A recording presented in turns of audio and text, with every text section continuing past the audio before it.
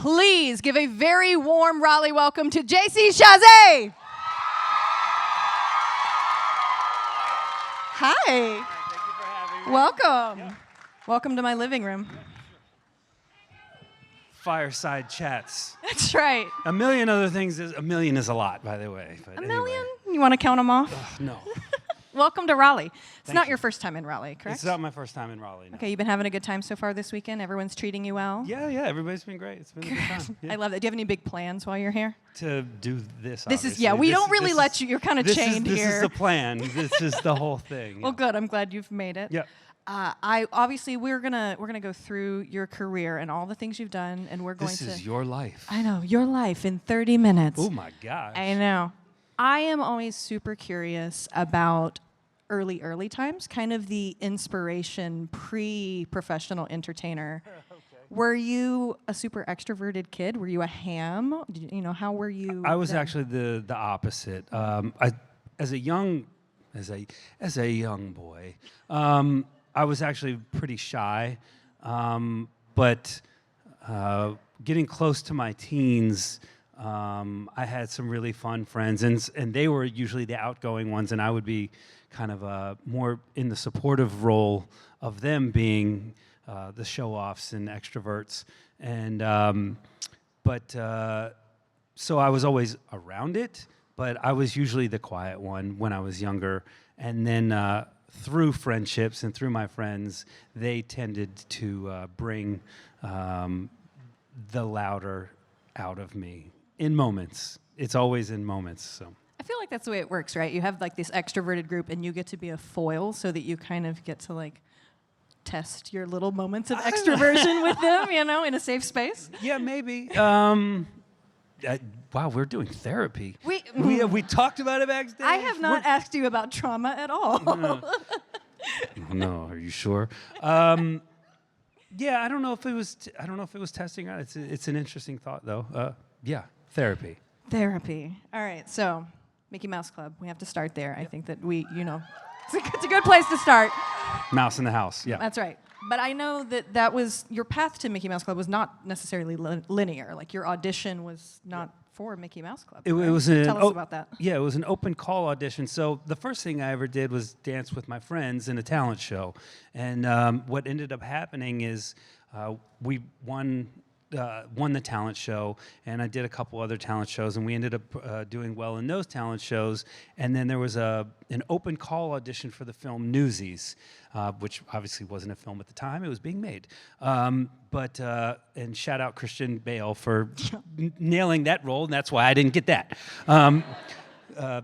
They said to me though I was either too young or too old for the part, and but the Mouse Club was auditioning directly next door, and they were doing open call. And a friend of mine, his name was Jason Miner, he was on the Mouse Club, coincidentally, and he was from my town. And I had heard about him and met him a couple times through friends. And then we ended up, later in life, and not much later in life, but dancing together as well. But I ended up going in and doing the open call audition there, and the casting director, his name was Matt Casella, who, shout out to Matt Casella, because he's kind of discovered, I would say, a good portion of Hollywood and a good portion of the music business, between, the Ryan Goslings and the Kerry Russells to the Justin Timberlakes to the Christina Aguilera, so on and so forth.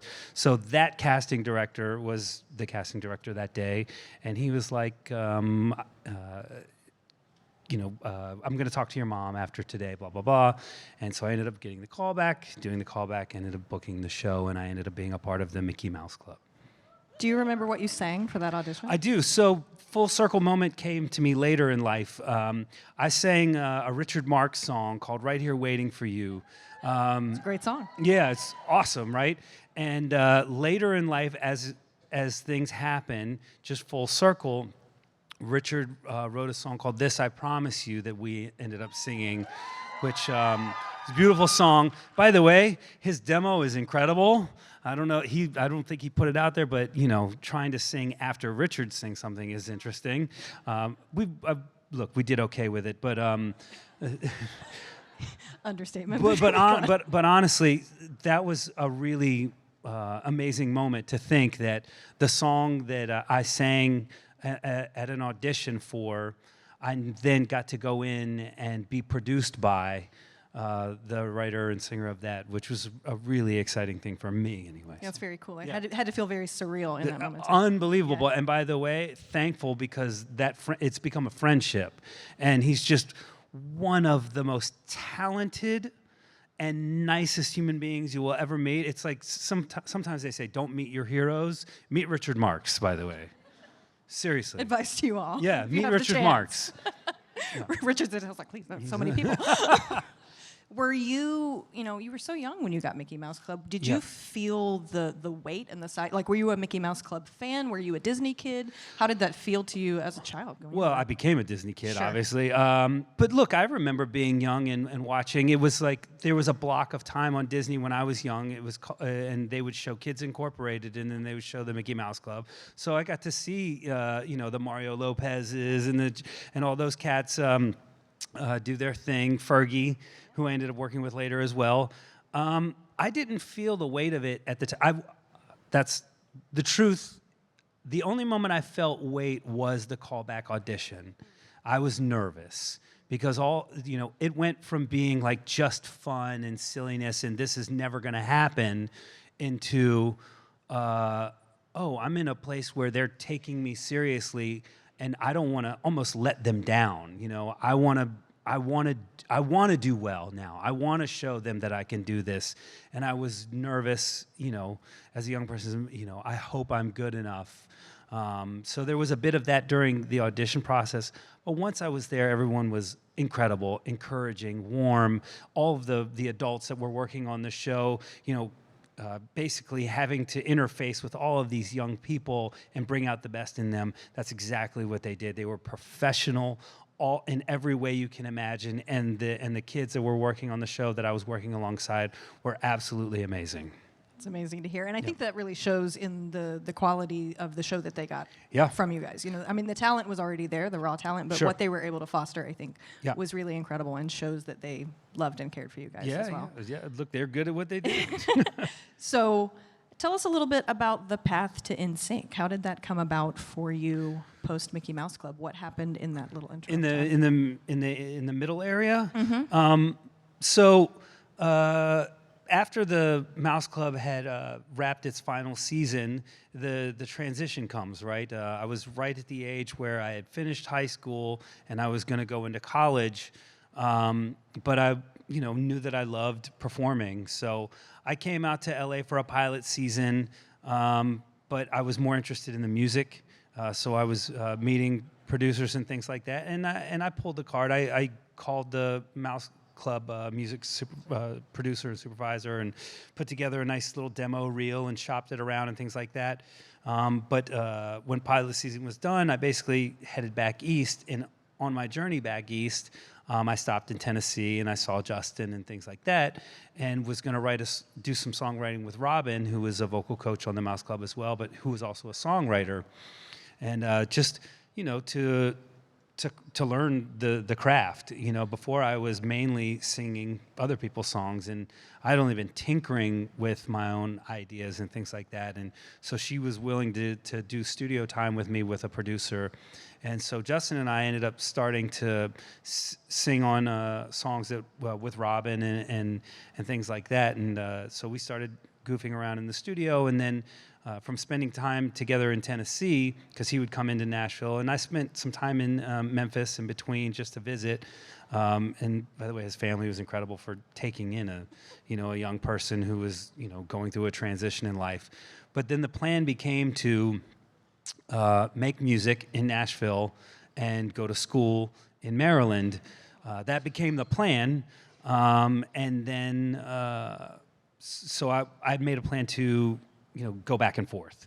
And then one day, Justin called me up and said, I just got a call from this guy, Chris, and he wants to start a boy band. We're already making music together. Maybe we should just go meet him and talk to him and see, what could happen. And so from that, the band basically picked up. So it wasn't a lot of time. It was just a little bit of time in between. But that's... I love the story of how one offhand phone call then becomes NSYNC. But isn't that it's every amazing, opportunity? yeah. You just never know, right? It's like you never. By the way, we shopped our demo. NSYNC, the band, shopped our demo, and nobody wanted it. Nobody gets it. Da, da, da, da, da.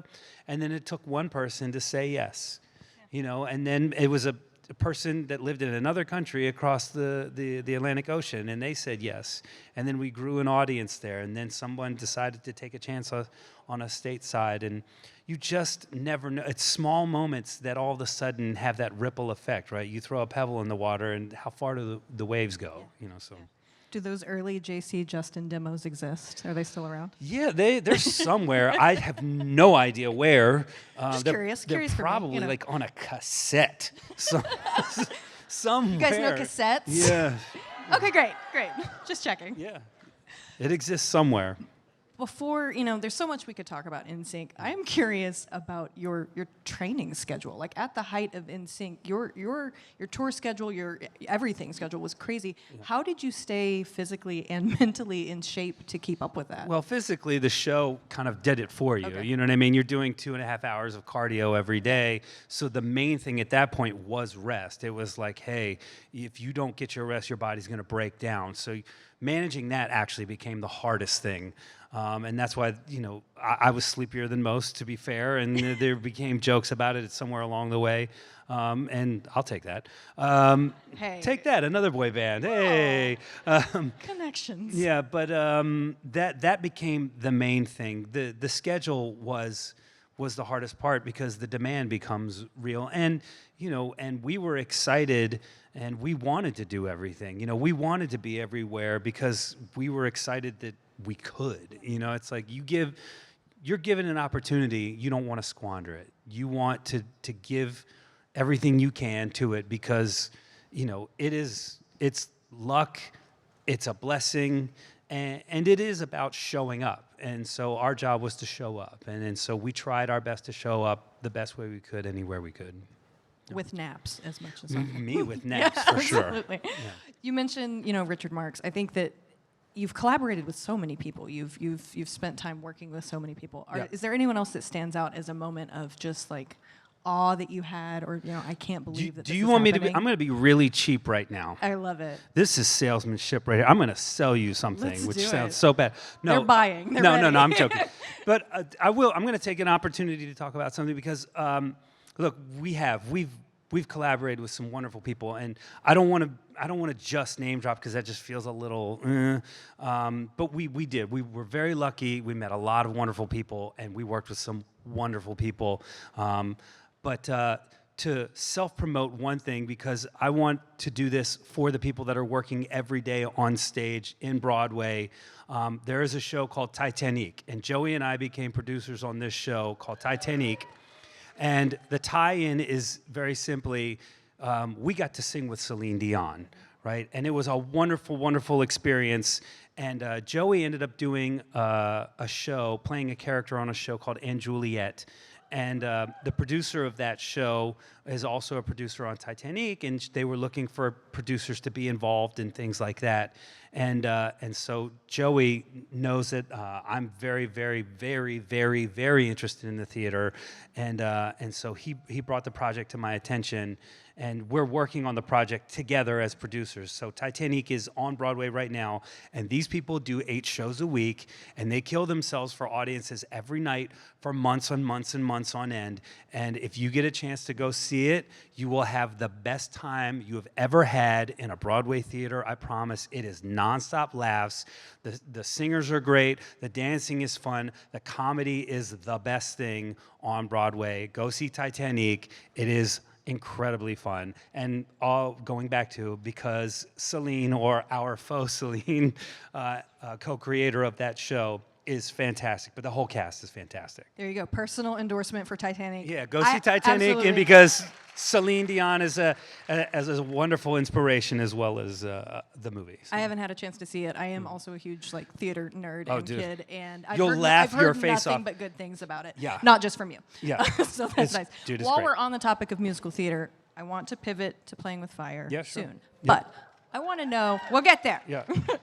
I would love to know, thinking of musical theater, Is there a dream role or show or something that you would love, even if it's completely out of your wheelhouse for some reason? Is there something you're like, this is like, No, this is my goal, this is my dream? There's not a dream role for me to play. Look, by the way, Joey is amazing on stage. I'm more of a behind-the-scenes guy. I like creating these stories or characters and things like that. But what he does with them is absolutely amazing. By the way, but I am open to the idea of playing characters if the right one came along.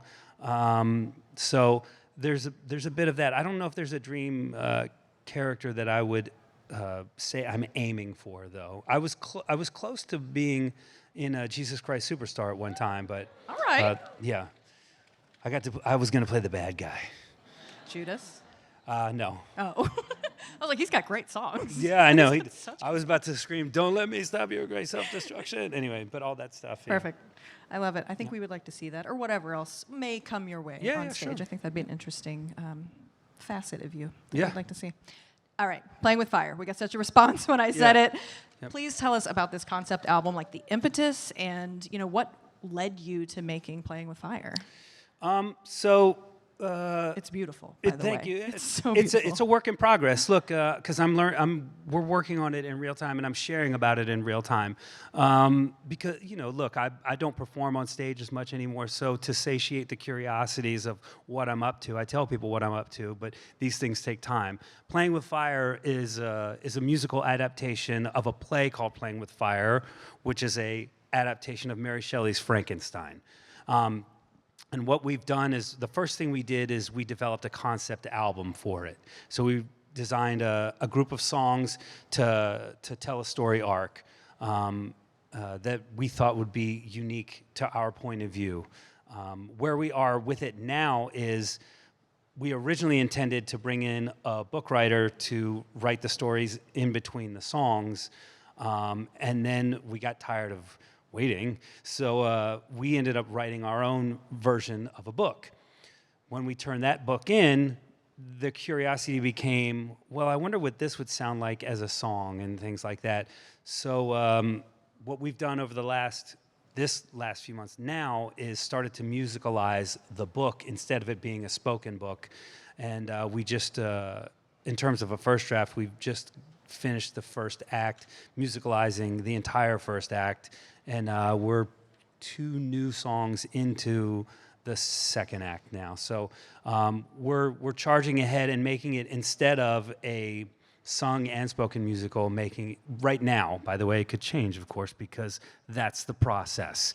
And but the feedback's been positive on what we've been doing now, so we're going to attempt a first draft of a fully musicalized Playing with Fire. A chance we could see this on stage at some point? Well, that's maybe? look. Yeah. The ultimate goal is to obviously see it on stage. Look, Frankenstein is obviously a timeless story, and it's been told through a ton of different lenses. As recently as Guillermo del Toro's or the Bride version, or but so many things are Frankenstein. Like the original Blade Runner is a basically a resurfaced idea of Frankenstein and things like that. And in our version, Playing with Fire, is a different face of it as well. So this is going to be our interpretation, and hopefully it resonates with audiences. So. I think it will. I think the album has really resonated with people. I've Well, heard the a new lot of good music, things. I'm already gonna. You see, You're like, let's go. Start to lean in. Tell you about it. So, yeah, no, we have. Well, the new music, by the way, the stuff that you guys have heard is amazing. I think it's amazing anyway, but just because I worked really hard on it. But there's some new stuff. There's going to be some new surprises in the new music, which surprised us. Because we originally were thinking, all right, we need to musicalize and fill in these gaps somehow, and that's kind of how it started. And all of a sudden, the process starts to take over, and all of a sudden you stumble onto something. You go, oh, I can't even imagine this story now without this song or without the impact of this. So the new stuff is going to be really exciting when we get to vocalize it, because right now, unfortunately, I'm on all of the parts because the singers that we used on the album are either traveling or have been busy. So the goal is to finish writing the music, get them on the music that we've written now, and then hopefully you guys will get to hear that when it's ready. So Foreshadowing, Yeah. more to come. Yeah. I love that. I'm excited it's to a hear lot of it. work. It sounds like you're all of the work right now. Well, you know, when you think about it, all right, so how many songs are on Playing with Fire right now? Like 16, or was it? Yeah, 16. So we've written like 10 new pieces already, and we're like halfway into the process. So it's like it's going to be a lot more music, which is great. You know what I mean? Because again, it just gives the thing a heartbeat. It gives it a rhythm. It gives it momentum and all of the things. So. It sounds like that's pretty all-consuming of your time right now. I'm all the way in it right now, Yeah. so I just look like a crazy Yeah. person. Well, I was going to ask, what else you're passionate about and interested in right now, but it's sounding like this is taking up your brain space, your bandwidth. Yeah, well, although, look, there's always other projects. There are other projects. There's one other project that's on the on the radar right now, but I can't talk about that because it's way too early, and I do not want to have people like, really, guys? Secrets. Like, yeah, it's not a secret, honestly. It's just way too early, so. I would be remiss if I didn't talk about America's Best Dance Crew. Oh, good. You're an incredible dancer in your own right. I and was. I loved. It's still in there. These hips don't lie. These hips are tired. So. I also grew up as a competitive dancer. I loved good. that show. I had friends that competed on that show, and I wanted to, one, thank you for your time on that show, and also just ask you what that experience was like. What stands out in your memory from your time? You were there for quite a while. Like you were on the show I was there for the whole run. Yeah. It was a lot of fun, actually. I got to speak about this recently because some of the producers who run the Hip Hop International talent competitions and stuff like that were being interviewed.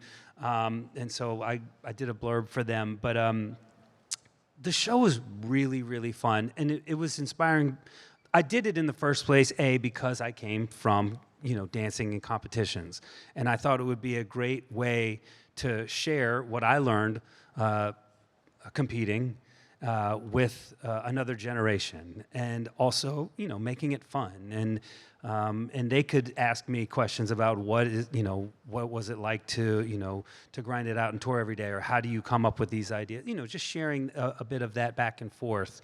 But I have to say, while doing it, it was incredibly rewarding. Right, you get to see the performances. I got a front row seat. Sorry, guys, but. As it so happens, now later in life, like you said, you went through that. I'm meeting these people down the road as professionals now. Some of them had a little bit of professional experience, but not that many. And now we're all older. It's a reality. I'm getting to see them blossoming in their careers and talk to them about their experience on the show, and they've all been incredibly kind, incredibly generous. And I think my favorite part now is speaking to the people that came off the show and seeing them grow, because I love when people succeed in life. I absolutely love it. I love seeing people win. And so when I see some of those dancers getting a win, getting to tour with somebody or being a part of a show or something like that, I absolutely love it. And so seeing them later in life has been probably the most rewarding thing about being on that show. Thank you for that. I know that it was appreciated by a lot. I know we loved watching it, and for folks that I know that were on the show, they really appreciated time taken with them. Thank you for that. I love that. We are nearing the end of our time. So a couple questions. We are at a convention. We're here at GalaxyCon. Yeah. I would love to know what you're nerdy about. Like, it doesn't have to be a fandom. It can be cooking or gardening. Like, what other than work? Other than which well, clearly this is much work. of your brain. What do you get nerdy about? Like, do you collect anything weird? Obviously, when I was young and when I was first traveling, I would collect Hard Rock menus, which sounds crazy to me now. Do you still have them? They're in a box somewhere. Great. But I think the thing that I get nerdy about, I guess, theater. Yeah. No, it's like No, it's great. I love a theater nerd. Yeah, because look, again, I'm just in it right now, so it is all consuming, and it feels like being. It feels like being young again when you get inspired by something. If you're 8 and you learn the name of a dinosaur, now you have to memorize the Encyclopedia of Dinosaurs, and then or whatever it is. And I'm reaching that phase with this kind of world. I'm I'm getting very excited about it and very nerdy about it. And so I would say I'm geeking out on theater, but also just as a promo for theater, because we want to promote the theater. Yes. Because they're real human beings up Live there. It's not AI slop. Go to the theater. Go see these people because they're there for you. They want to show you that humans still want connection. They want to connect with you, and they want to share that with you. So, Yeah. Give it up for live art, live yeah, theater. Yeah. Nothing like it. Yeah. All right. And go see Titanic. And go see Titanic. That's right. I thought. But go see anything, honestly. But also Titanic. But go see Titanic. I thought we would close out with a Tiger Beat style heartthrob this or that quiz. We're gonna take you back. I know. Oh my God. It's just gonna be a this or gonna that. be Okay. weird. I know we can do this. They all still have them, so you know. Yeah. Okay. Yeah, you know. let's go. All right, you ready for your My Tiger answer Beat style quiz? For everything is Debbie Gibson. No, I don't know. Well, And NSYNC. that's gonna be weird for this first question. All then. right. All right. AOL Instant Messenger or MySpace? Debbie Gibson. Debbie Gibson. Perfect. Love it. Golly. I mean, I used both. So, both. I mean, I used both. I Great. don't I know. love this. Very diplomatic Yeah. between the two. Yeah. Salty or sweet? Okay. There is some debate about this in my own house. To be fair, like, I do have a sweet tooth because I love, I just love eating. But I do enjoy salty as much as I enjoy sweet. That's the problem. I just get accused of having a sweet tooth. But I would say I like Falsely salty accused, too. you think? I'm not falsely accused of okay. anything when it comes to food. Warranted. I ate it. Yeah, but if you ask others, they'll say I have a sweet tooth. If you ask me, I like salty Okay. too. Equal. Yeah. Either. All right. You only get to eat sweets like, once a day. I So don't- enjoy it. I- You take I pleasure don't know that in that's true. Okay, fair. Don't limit yourself. Don't like that. put your on me, Ricky Bobby. That's right. All right. What animal best describes you? My bulldog. Your bulldog My specifically. Oh, yeah. Lazy and sleepy and sloppy. No. Comes Yeah, full circle to I sleepy. think I could be described as a bulldog, yeah. I love a bulldog. What is your bulldog's name? Bronson. Bronson. Oh, Yeah. That's a strong name. Yeah, like Charles Bronson, All right, last one. This is a classic Tiger Beat question. Okay. Finish the sentence. Happiness is a thing called what? Debbie Gibson. Debbie Gibson. That's a true one, by the That's way. right. That's perfect. Yeah. All right, everyone. Raleigh, give it up for JC Chasez. Thank you, guys. We are so grateful for his time. Appreciate it. Thanks for coming. You'll be at your booth the rest